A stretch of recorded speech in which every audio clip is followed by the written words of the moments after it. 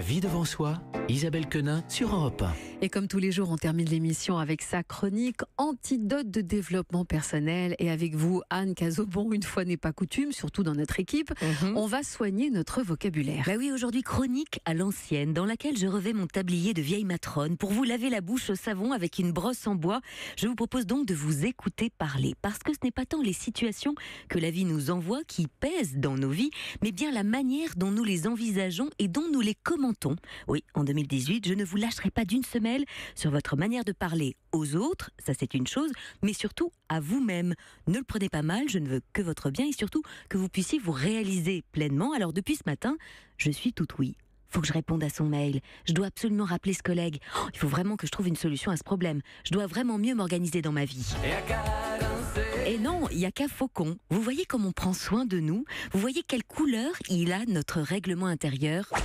Oui, couleur cuir, Isabelle. Le pire, c'est que ces « il faut », ces « je dois » font tellement partie de nos automatismes de langage que bien souvent, on n'en a pas conscience. Sauf qu'à chaque fois que je les emploie, je me donne une obligation à moi-même. Oui, à chaque fois, je me donne un ordre.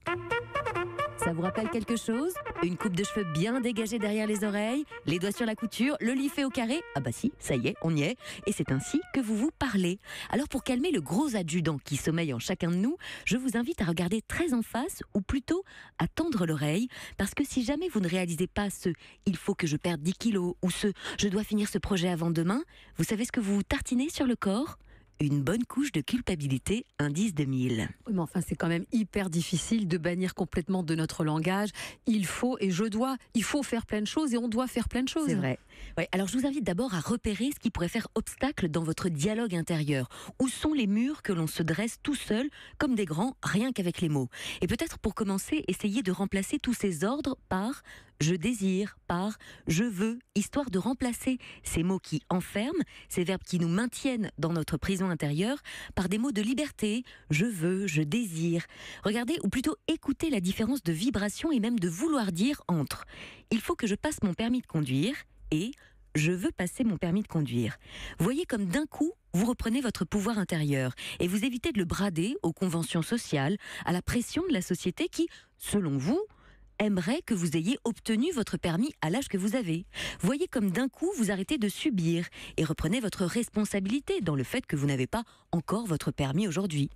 Autre exemple, vous dites « je dois passer à la banque ». On le dit tous, je dois repasser au boulot. Dans ces cas-là, ce qui peut vous aider, c'est de vous demander qui a dit cela, qui a dit « je dois passer à la banque ». La réponse est personne, puisque c'est moi qui ai pris rendez-vous avec Madame Dupont. Dans ces cas-là, vous pouvez reformuler « je vais passer à la banque aujourd'hui, j'avais oublié mon rendez-vous ».